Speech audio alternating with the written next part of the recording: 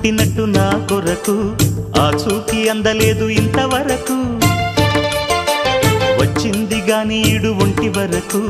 వేధించలేదు నన్ను జంట కొరకు చూశాక ఒక్కసారి ఇంత వెలుగు నా వంక రాను అంది కంటి కునుకు ఈ అల్లరి గారడి నీ లీల అనుకోనా నీ పేరు ప్రేమ అవునా ఇవాళే నిన్ను పోల్చుకున్నా